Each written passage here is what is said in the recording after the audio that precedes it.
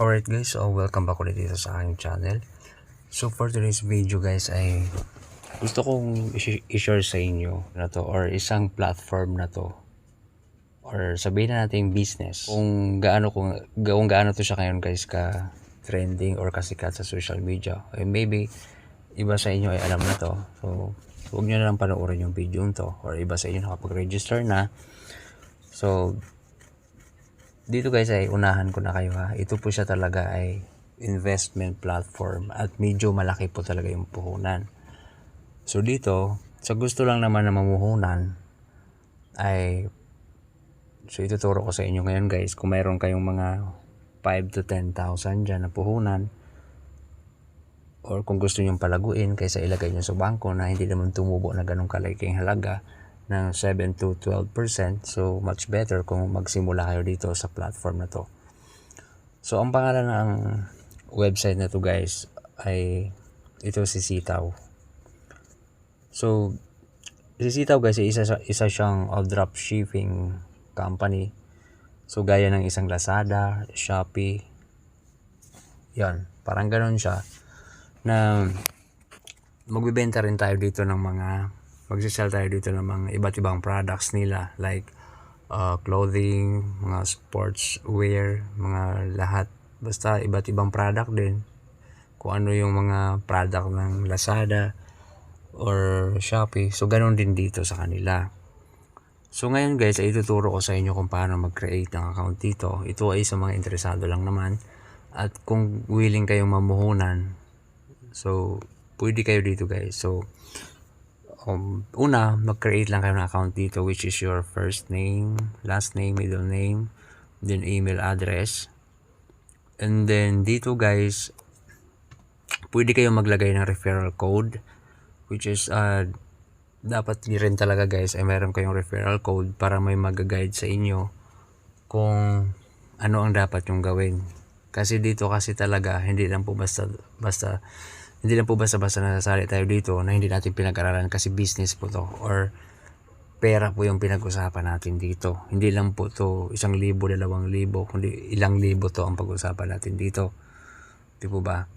And then dito, pwede nyo ilagay yung aking referral code. So, nandyan sa link sa description below or magpa-pop up sa video nito ang aking referral code. Kung ayaw nyo naman gumamit ng aking referral code, pwede kayong gumamit sa iba. I-search nyo sa YouTube, pwede kayong gumamit doon yung mga ano naman na yung mga legit naman, yan, pwede kayong gumamit ng referral code doon. At make sure lang na mag-guide nila kayo. Kung gumamit kayo ng referral code ko guys ay i-guide ko kayo dito. Ituturo ko rin sa inyo yung technique or idea ko dito kung paano pinapalago yung pera ko dito.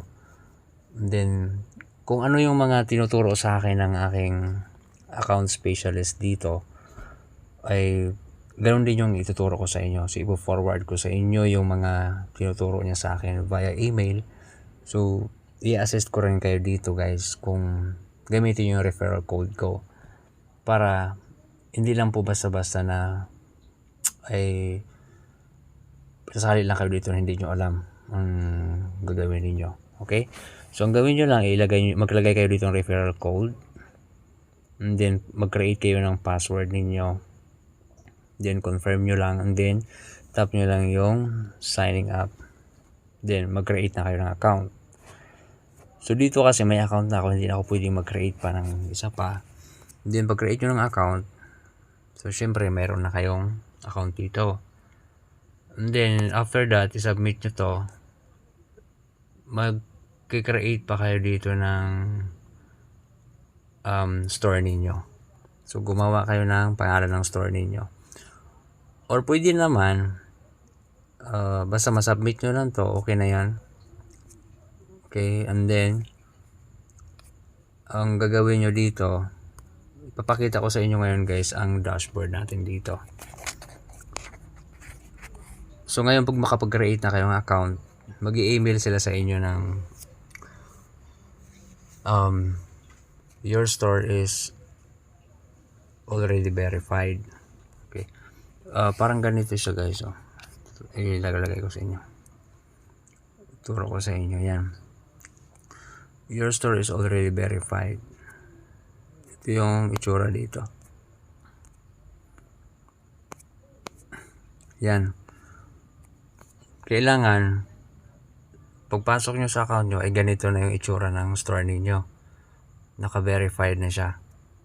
Okay? And then ito siya guys sa website to ha. Ito naman yung application ko dito. So ituturo ko sa inyo later on kung paano. Okay? Halimbawa kung i-click nyo yung link na nilagay ko sa description, dito kayo mapupunta sa website na to. Yun. And then dito, pag mag-email na sila sa inyo, mga ilang oras lang yun, antayin nyo muna, mag-email sila sa inyo na your store is already verified. Pupunta kayo dito ngayon sa, di ba ito, click nyo lang to ang account nyo, and then pupunta kayo dito sa inyong shop setting. Yan. Dito mag-create kayo ng inyong ng store ninyo. Actually guys, kanina pag create nyo ng application na to, may susunod pa yun na pipill upan nyo doon na pwede na kayong maglagay ng name ng store ninyo. Okay? So nakalagay dito shop settings ninyo. Ito yung pangalan ng store ko or shop ko is Lojan PH Official. Then maglagay kayo dyan ng banner kung ano mga gusto nyo. Pwede kayong gumamit na Canva. Maraming mga picture doon na i-attach nyo lang dito para medyo maayos-ayos naman yung store nyo tingnan. Then dito pwede kayong maglagay ng social media link ninyo, pero sa akin hindi ko na nilagyan. Then it's up to you na lang kung lalagyan ninyo. Basta ang dito, ang basic info ninyo, lagyan ninyo. Like number ninyo, saan kayo nakatira. So di naman importante yon. Then ito talaga yung pinaka-shop ko. So i-click lang yan. Yan. Lojan PH Official. Ito yung logo ko. Yan. So ito na yung mga binibenta ko ditong mga product. Pero ituturo ko sa inyo later on. Huwag nyo munang pansinin yan kasi hindi pa naman yan. Mag-create pa lang kayo ng account. And then dito naman. So ito na yung. So nakapag-create na kayo ng account. Punta ulit kayo dito. So dito guys ay ulitin ko sa inyo, kailangan dito ng puhunan. Which is guys, sa unang mga nauna dito, last month, mga 2 to 3 months ago, or this past 2 to 3 months, sabi nila dito, pwede na daw yung 5,000. Pero to sa totoo lang guys, hindi talaga uubra dito yung 5,000 nyo. Kasi bakit ko nasabi yon? Kasi alam nyo, ako rin ay halos kakasimula ko lang dito. Matagal na ako nag-create ng account pero pinag-aralan ko siya talaga maigi, pinag-isipan ko. Ngayon, kasi syempre pera yung pinag-uusapan dito eh. Hindi naman to basta-basta lang. Pinaghirapan natin yung pera natin dito.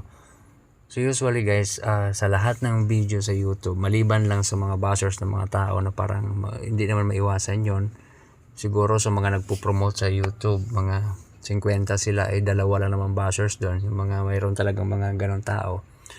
At dito guys, yung ang upline ko dito, yung kumbaga ang nag-refer sa akin dito talaga ay hindi basta-bastang tao. Professional po yun siya at saka nag-aaral po siya ng may YouTube channel rin siya guys. Isa siyang lawyer ata or nag-aaral pa lang ng lawyer ngayon. So ito siya guys ay pinuntahan niya talaga yung warehouse nila sa Taguig at mayroon din daw sa Bulacan. So may video siya na pinuntahan niya po talaga. Pero hindi pa rin po talaga ako basta dito sumali nung time na yon. Una-una dahil sa pinag-isipan ko talaga yung pera or paano ko ba paikutin. So yun na nga. Ngayon, nagsimula po talaga ako kasi syempre medyo maluwag-luwag naman So, nag-start na ako dito. So, yun na nga guys, pag makapag-create na kayo ng account dito, kailangan nyo mag-add ng product dito. So, punta naman tayo dito sa isa kong account. Sa application to ha. So, like for example, ito na. Yung account nyo, i-click nyo na yung account nyo, then punta kayo sa dashboard. And then, pwede kayong punta kayo dito sa product. Yan. i-click nyo lang tong warehouse product. So make sure lang guys na mag-add kayo ng product dito ay mayroon na kayong puhunan na, like for example mayroon na kayong actually 5,000, pwede na yun siyang panimula at make sure nyo lang next week na mayroon kayo ulit ng pasunod pandagdag dito ng puhunan. Okay, so yun ay i-click nyo tong product. Ang ituturo ko sa inyo dito guys, kailangan yung humanap dito ng mga product dito. I-explore nyo lang to lahat. Kailangan matyaga kayo dito, maghanap kayo ng mga product na mura lang. Yung mga 200 pababa or 300 pataas o 300 pababa. Kasi wag muna kayong, kung bago pa lang kayo dito, wag muna kayong mag-add dito ng product na mga mahal. Kasi mahihirapan rin kayo. Mahihirapan kayo sa pag maraming bumili. O kita mo. For example, ito sobrang mahal nito mga to. Diba? Mga 1,000 plus yan. Like for example, ito, i-click nyo tong ito sa baba. Ayan, kung makikita nyo, mayroon ditong 196. Yan. Ang 196 na yan, pwede nyo piliin kung yung panimula nyo pa lang ay 5,000. Okay naman yung 5,000. Pero, sa experience ko kasi hindi po talaga kakasya yun. Okay? So, i-click nyo tong 196 na amount. Gawin nyo dito, like for example, i-click nyo tong bilog. And then dito, i-click nyo tong profit nyo. Yan. Dito guys, palagi nyong pipiliin ay 7% ha. Wag nyong ilampas ng 7%. Dapat 7% lang yan. Yun yung pinakatubo nyo dito guys sa bawat product na i-add nyo sa inyong store or dito sa store na ginawa nyo. So doon na yun mapupunta. So itong akin guys, hindi ko na ito i-add ha. Example ko lang yan sa inyo. Kasi marami na akong in-add doon kasi yan. And then dito pwede kayo mag-add dito ng 200 pesos. Yan, i-add nyo rin yan. Gaya ulitin ko. Ganun lang ulit. Ipindutin nyo lang itong i-check nyo lang yung naka-red. And then dito punta kayo sa profit 7 ulit. Nasa sa inyo 3 to 7%. Pero akin sinasagad ko na ng 7%.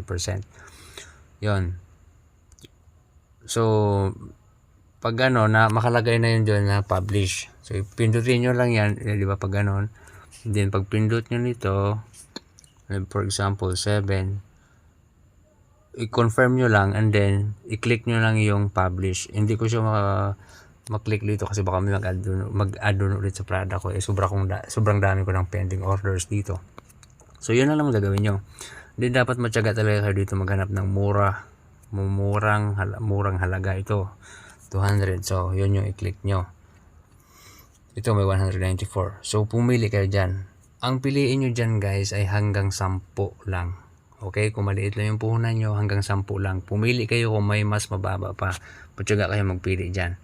Kasi alam nyo, ang pinaka mali nyo dyan kung makapili kayo ng 1,000 plus. Kasi like for example ito.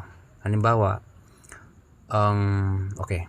Mamaya natin yung pag-usapan guys. So yun lang ay dapat pumili kayo dyan ng mga mababa na product. So magtiyaga lang kayo, marami dito ang i-add nyo lang sa account nyo. And then pag nandito na yan, so syempre nag-add na kayo ng product sa account nyo, dapat mag-add na rin kayo ng pera dito sa wallet nyo. Okay, so ngayon okay, kung makikita nyo dito guys, nag-add na ako dito sa wallet ko. Mayroon na akong nalagay dito ng 10,000. Kasi totoo ang sabi ko sa inyo, hindi yun uubra yung 5,000 lang dito na puhunan. Kasi hindi talaga kayanin. Okay, di ba nandoon na yung... So kung makikita nyo dito, mayroon akong product na nag-add ako dito ng product na dapat 10 lang to. Ang nilagay ko ulit 20 to. Nagkamali ako ng pindot-pindot doon. So nilagay ko 20 to. Okay. So dapat 10 lang. And then piliin yung pinakamababang product. So yon. Punta tayo dito sa aking dashboard.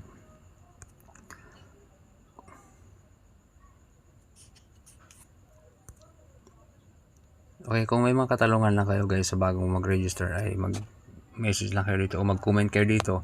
Kahit ako na yung direct mag-PM sa inyo, and then pa-add ko yung messenger nyo para mag-guide ko kayo sa mga gagawin natin dito. Okay? Matuturuan ko rin kayo. Yon. Ang mga product na yun na in-add nyo guys sa warehouse kanina ay automatic na yon, mga 1 hour yata. Pag ma-publish na yon, susugurin na kayo ng mga order nun. Sabi ko nakaraan guys, nung unang add ko dito ng product, which is sabi ko try ko muna 5,000. Nag-add ako dito ng product gabi. Medyo hindi ako na-excite kasi kunti ang mga wala pang nag-order, ganon. And then guys, alam nyo, kinabukasan, mga kalahating gabi na, sko, ang pinaka-order ko dito guys, tingnan nyo, mayroon ditong confirm. Saan ba yun? Yan. Mayroon ditong, kung makikita nyo, ito yung mga pinakaunang order ko dito. Agad-agad, 1,022. Kaya sabi ko sa inyo guys, mag-ingat kayo sa pag-add ng product. Huwag yung mga 1,000 plus, 500 plus. Kasi alam nyo, ang 1,022 na yan, kasi ang isang customer, pag bumili yun ng maraming item, for example ito, ilan tong item binili niya oh. Ayan oh, 2 item yan. Yan. Kung ang 200 pesos, ang 200 pesos nyo na price, kung bumili siya dyan ng 5, ay di 1,000 na yon. Kaya tingnan nyo guys yung mga pending order ko dito, sobrang dami. Tingnan nyo, di ba? Sobrang dami yan. Yan. Sobrang dami yung pending order ko dyan. So ang pinaprocess ko lang dyan, alam nyo kung bakit? Ang pinaprocess ko lang dyan bawat araw ay yung mga maliliit lang. Basta may ma-process lang ako bawat araw na kailangan may maproseso ko dito bawat araw guys. Kasi i-explain ko sa inyo separately itong babanggitin ko ngayon. Mayroon kasi sila ditong tinatawag guys na processing rate na tinatawag. Dapat ma-achieve natin yon within 15 days. Yung processing rate na yan. So makikita nyo dito, ang processing rate ko dito is 18.75 pa lang. Yan. Kailangan ma-achieve natin yung within 55%. Okay. So gaya nga sabi ko sa inyo, tuturuan ko kayo ng technique dyan kung paano. At bakit marami akong pending orders na hindi ko muna siya pinaprocess. So ilan pa lang dito yung na-process ko.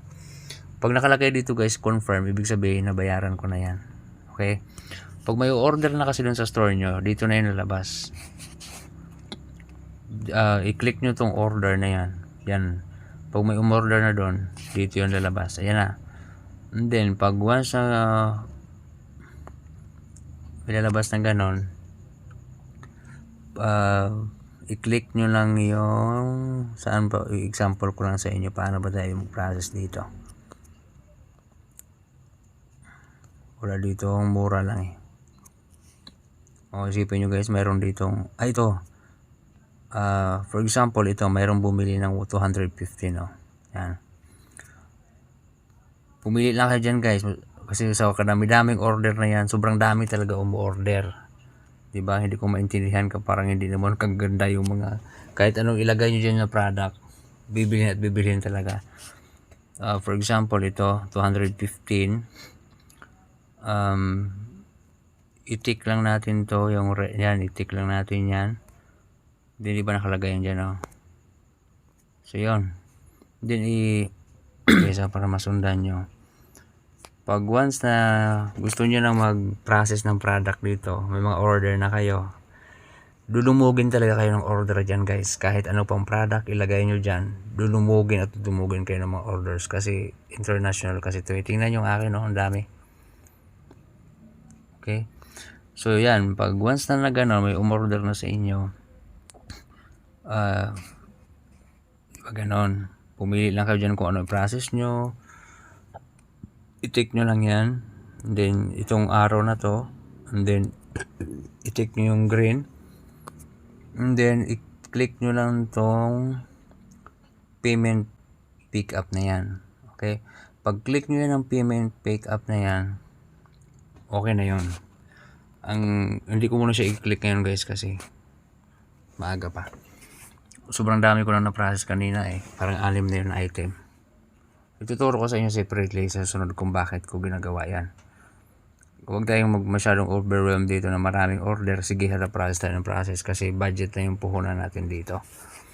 So, yun lang naman gagawin nyo. And then, pag maklik nyo na yun kanina, ito na yung lalabas dyan. Pag nabayaran nyo na yun, kailangan guys, syempre may laman ang wallet nyo. Diba? For example, process ko na dito kahapon is 5,639. Yun yung pricing money. Yun yung mga binayaran ko doon ng mga order. Kasi tayo dyan ang magbabayad ng order guys. And then, ibalik yan sa atin ng company or ng sitaw within 10 to 15 days. Ngayon, nag-cash in na ako dito ng 10,000. Ito na lang natira, 4,765. Ngayon, kung bakit hinati-hati ko lang yun siya sa bawat araw, kailangan may ma-process ako dyan na maliit. Diba? So, yun. Kailangan may laman na yung wallet ninyo bago kayo mag-process ng order. Okay. So, masyadong mahaba na yung video natin guys. Gagawa ko dito ng separate video dito kung paano tayo mag-cash in. Marami namang kung may mga ilan lang mga gumagamit ng referrals ko dito or yan, gagawa ako ng video dito kung paano tayo mag-cash in, mag-recharge dito via GCash. So madali lang naman to, or kung may gagamit ng referral ko, isa-isahin ko na lang kayo turo kung paano. Okay, so sa ngayon kailangan nyo lang muna mag-create ng account and then mag-antay kayo ng yan, explore nyo lang muna. Pero wag muna kayo basta-basta mag-add ng product dyan. Kasi ako, nag-create na ako ng account dito. Pero hindi pa muna ako nag-add ng product. In-explore ko muna kung paano. So yun. Yun na naman guys. Ay kita tayo ulit sa susunod ng mga video ko about dito. Thank you so much.